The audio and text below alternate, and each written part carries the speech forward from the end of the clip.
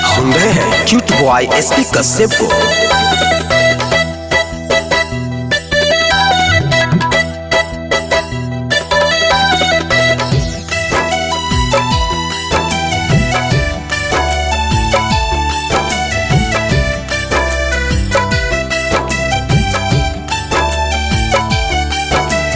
राजा रावण के बाग में,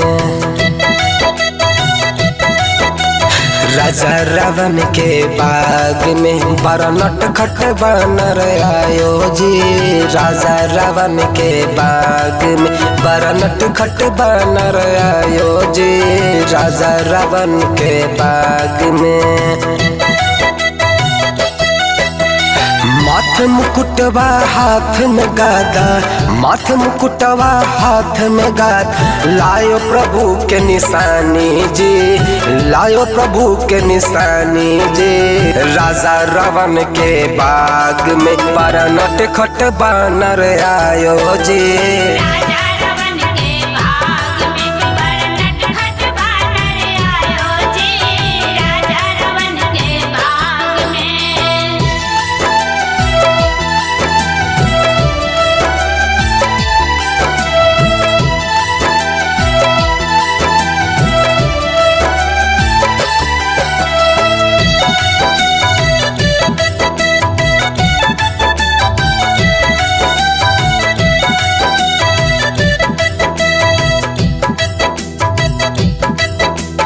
हनुमत शक्ति याद न आयो, हनुमत शक्ति याद न आयो, राम नाम रट आयो जी, राम नाम रट आयो जी। जामवंत ने याद करा के, जामवंत ने याद करा के रूप विशाल धरायो जी। राजा रावण के बाग में बड़ा नटखट बानर आयो जी।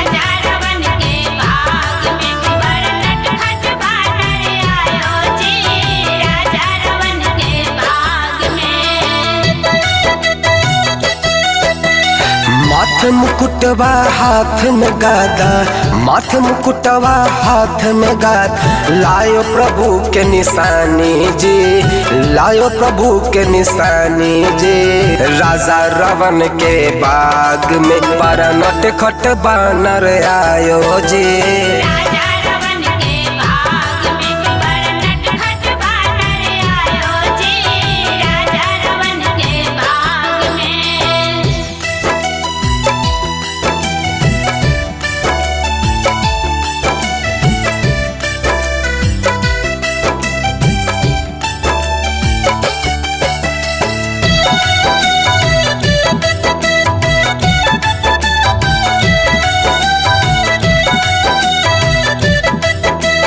हनुमत देख समुद्र ने आके, हनुमत देख समुद्र ने आके अपना शीश झुकायो जी, अपना शीश झुकायो जी। पर्वत पे विश्राम न करके, पर्वत पे विश्राम न करके सुरसा मुख घूमे आयो जी।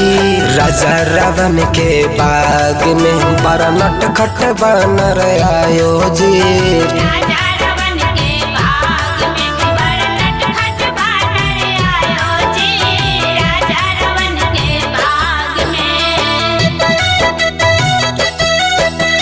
माथे मुकुटवा हाथ में गादा, माथे मुकुटवा हाथ में गाद, लायो प्रभु के निशानी जी, लायो प्रभु के निशानी जी। राजा रावण के बाग में बड़ा नटखट बानर आयो जी।